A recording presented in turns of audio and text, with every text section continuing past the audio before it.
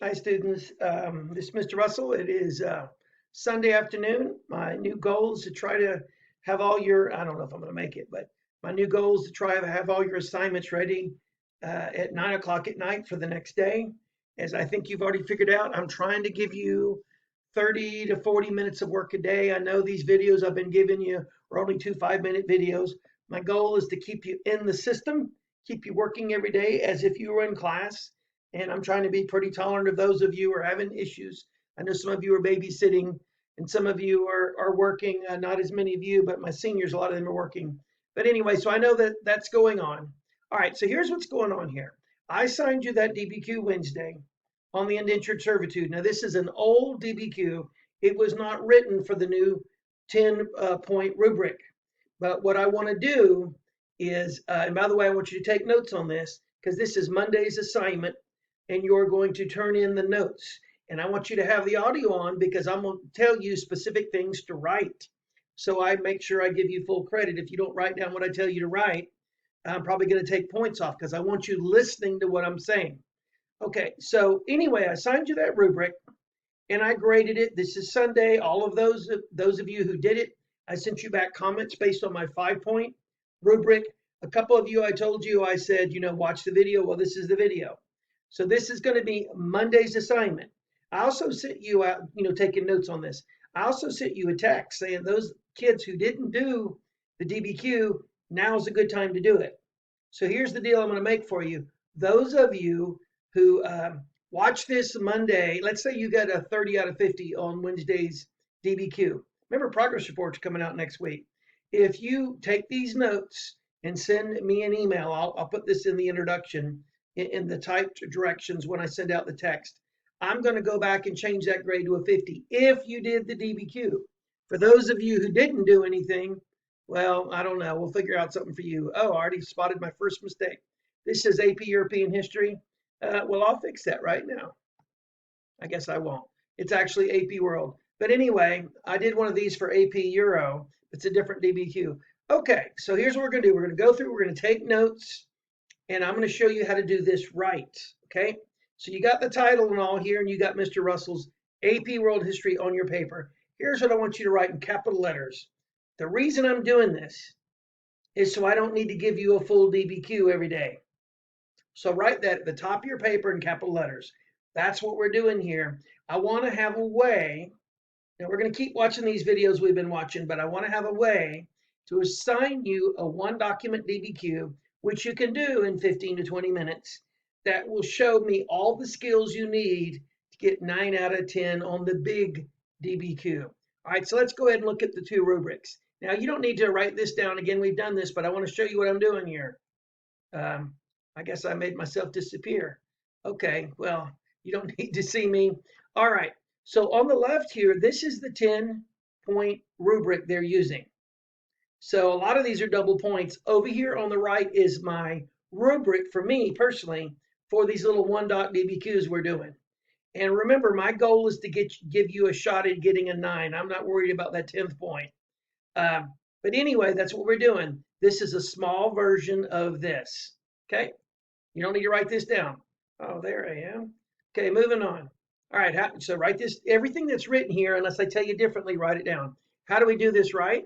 You must follow Mr. Russell's rubric, and we're going to do this one together. So this is why I'm not letting the kids who've seen this video go back and do this DBQ, because I'm going to show you how I would have done it. Okay, so we're going to go through step by step. All right, and you don't need to write this third thing down, but make sure you have it on and you're listed. Okay, so the first thing is the prompt. Now remember, this DBQ is like, I don't know, 15 years old, 16, you may not have been born when they use this one. It says, using the documents, analyze the main features, including causes and consequences. So basically, analyze the causes and consequences. If you really want to do well and pass this exam and save yourself a whole bunch of money, you might want to pause this and read all this. Remember that last thing, what additional kind of document? We don't do that anymore. Anyway, so it says all we got to do is analyze. And here we go. Write this down. It's analyze. Whenever you see the term analyze, it's easy. As long as you answer the question, you can come up with 3 groups. And I gave points for a lot of different ideas that you guys had here. Now, it's very likely this year they're not going to give you an analyze question. It's going to be more complicated. But we have 3.5 weeks to work on that. Let's get this part right. So analyze, just make sure it says, up here it says causes and consequences. Write this down. So if you're going to have 3 groups, you have to have one from each category at least. You might have 2 causes and 1 consequence, or 2 consequences and 1 cause. Or you might have 1 group of causes and 1 group of consequences. Okay? All right. All right, so moving on here. Here is what they gave you. They gave you the prompt, and there it is. And then they gave you this historical background. Now, here's what you need to know. A lot of you mentioned slavery in your contextualization. The rules say you won't get credit for that. Now, it's very likely that they may not give you historical background on your essay this year, but the way the rules are written, if they give you some facts, you can't get credit for using them. Now, I mean, other than analyzing the document. So those of you who wrote about slavery in your, contextualization, I think I gave you credit for it, but you probably couldn't. You probably wouldn't get it. Down here where it says an undersecretary, now I type that. But a lot of times if they use a term that they know you're unfamiliar with as 10th graders, they'll give you a hint. So I gave you a hint. So just assume that came with it. So here's the document. And anyway, what this guy is, he works for the government. And I told you that undersecretary works for the government. And he's saying, listen, they're not, they didn't come over here on their own like most people do because they all of a sudden want to make things better. But they're not slaves either. So he's kind of basically saying this is kind of the middle thing here.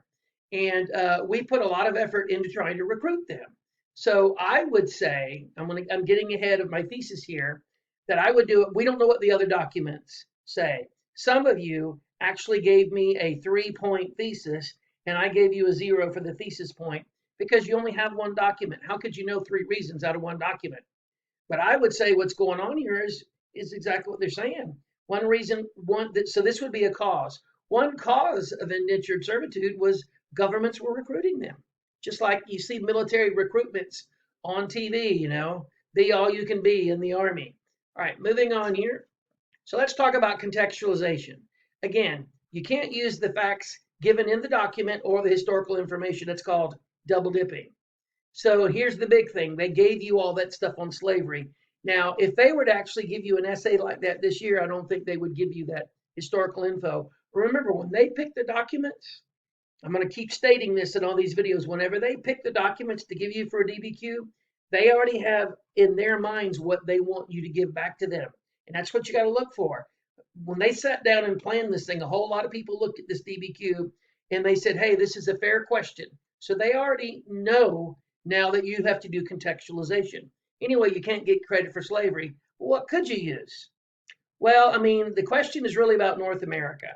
And who was here before was the Native Americans, and they used to use war captives. I thought I wrote this in here somewhere. I thought I wrote it down, but you're going to see it later on in my contextualization. What the tribes would do, one tribe would take over another one, and they would make basically slaves out of them. And I'm going to call them war captives. Also down in South America, they use the encomienda system. They use the triangle trade. The triangle trade, remember, the Atlantic system are basically terms for slavery. So because they've already used the word slavery, I'm going to throw some other words for slavery in here, hoping to get that point. Remember, what you're doing here is doing everything you can to get that point. So here's the facts I came up with. I also came up with war captives. I can't believe I didn't write it down. All right, so don't have a heart attack. Now I want you to write all this down. You can pause it. This is to get credit for the classwork. And don't have a heart attack when we go on the next page and I show you my contextualization, because remember, you're listening to audio. I'm going to only make you write down one sentence, but we're going to read it together. All right, so, oh shoot, I guess that's coming up later. Let's look at the analysis. All right, so write down analysis. Okay, and I've already basically done the analysis. He's saying, hey, this is between them coming over here because they really want to and being a slave. It's in the middle somewhere, but we're recruiting them. So we've already done this. And you go ahead and write these 2 lines down here. He almost, I guess I wrote this the first time. Now that I'm looking at it more detailed and explaining it, he probably didn't really make it sound like a vacation, but they wanted to make it sound good. And that's a key thing. This guy is biased. We're getting the sourcing now. He's really biased. All right, let's move on here. All right, so let's write our thesis. And I want you to write this down. There should be 2 or 3 parts. It's got to be ugly. Now, I don't know if you know what a Russellism is. That's where I say things like BS with finesse. I've had a bunch of these through the years, and I've noticed a lot of you are still stuck on when I gave you the example of good, bad, and ugly. And so you're giving me these 1 or 2 word thesis clauses. I don't know if that's the right word, A, B, and C, and you're giving me these short things. A thesis has got to be ugly. And I put this in my Euro video, and I'll put it this one. Years ago, I watched this press conference with President Obama, and he was very good at reading a teleprompter. And he was good at nobody knowing that there was one there. Teleprompter is like this screen that you can't see. It's a bulletproof screen, and he's reading the speech. So he does a press conference, and he gets up and he makes a statement, and it sounds wonderful because he's reading it. But then the reporters start asking him questions.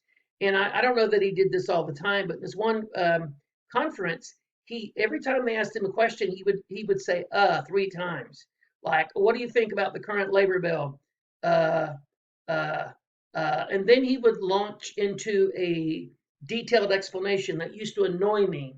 And then it dawned on me as an AP teacher what he's doing when he goes which doesn't sound good on TV. He's thinking. And then he would give very detailed, intelligent answers. Now, I'm not endorsing Barack Obama for president, or I'm not saying anything good or bad about him. I'm using him as an example. But once he started talking, you could hear the way the man thought. I like that as an AP teacher. So I want your thesis to be kind of ugly. And my mnemonic device I came up with, most kids are always in love with somebody, and they always want to forget about their ex somebody. So here's what we're going to say. It's got to be ugly like your ex-girlfriend. Or you could say your ex-boyfriend or your significant others, whatever situation you're in. And I used to drive to work about an hour a day, and I would listen to this DJ out of Daytona Beach. It was a country music station, and this guy was hysterical, and he was about as redneck as you can be. And I know plenty of rednecks. This guy was very entertaining, but he used to do these commercials for this eyeglass company called OptiWorld, and they make glasses. And one of those places you go in and have an appointment, they make your glasses while you wait. So what he did was he came on one day to do an advertisement, a live one, and he goes, you people need to get yourself down there to OptiWorld. He says, them people are great. And I went down there to get me some glasses, and they really did me a favor. Once I got my eyesight tuned up, I saw how ugly all 3 of my ex-wives were. I laughed so hard, I almost ran off the road. And I'm sure he was on wife number 4 at that point. He's probably on wife number 17 by now. But the deal is, this is just my mnemonic device. I don't really care if you have a boyfriend or girlfriend or whatever, and whether they're pretty or ugly, but obviously the one that dumped you or in the past, maybe you want to not think as highly of as the one you have now. So this is just an example. So here's my thesis, okay? And I call my sayings Russellisms. Okay. Well, all right. The causes and consequences. I do want you to write this.